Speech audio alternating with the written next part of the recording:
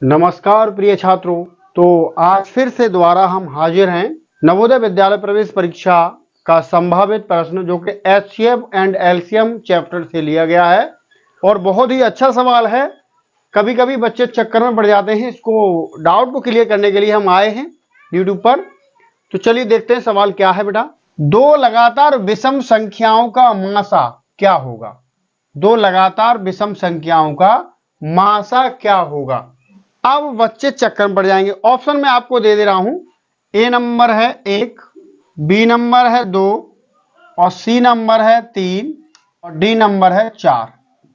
अगर आपको पता हो तो फटाफट जवाब बताएं कमेंट में, अन्यथा मैं बता ही रहा हूं। चलिए हमेशा ध्यान रखिए, पहले तो मैं एक्चुअली नॉर्मली बता देता हूं। हमेशा ध्यान रखिए, लगातार दो विषम संख्याओं का मासा यदि पूछ रहा है तो हमेशा 1 आएगा। क्या आएगा बेटा? 1। चलिए निकाल के देखते हैं। चलिए मान लेते हैं हम लगातार विषम संख्याएं हम 3 और 5 ले लेते हैं। 3 और 5 का यदि हम निकालेंगे तो छोटी संख्या का भाग विधि द्वारा निकाल रहे हैं, छोटी संख्या का बड़ी संख्या में भाग देते हैं। तो 3 एकम 3, बच जाएंगे 2। अब 2 का देंगे बेटा 3 में, 2 एकम 2, बच जाएगा 1। 1 का देंगे बेटा 2 में, तो 1 दूनी 2। यानी हम सीधा सीधा बता सकते हैं 1 से कटा। कितने से कटा बेटा? 1 से। और जब 1 से कटा तो हमारा जो एचसीएफ होगा वो होगा बेटा 1। चलिए अगली और विषम संख्या देख सकते हैं हम। अब मान लो इसमें तो लगातार 3 और 5 लगाई थी, हमने देखी थी। अगली हम निकाल सकते हैं बेटा 7 और 9 ले सकते हैं, क्योंकि 9 तो विषम संख्या वे संख्या होती हैं जो 2 से नहीं कट सकती।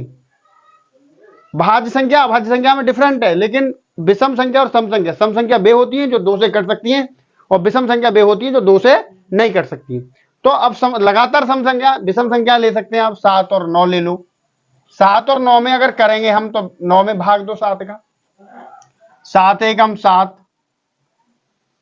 बच जाएंगे बेटा 2। 2 का देंगे अब 7 में हम, 2 तिया 6, 2 तिया 6, बच जाएगा 1। 1 का देंगे अब 2 में, तो 1 दूनी 2। कौन सी संख्या से पूरी पूरी कटी? 1 से। तो एचसीएफ क्या आया बेटा? 1। कितना आया बेटा? 1।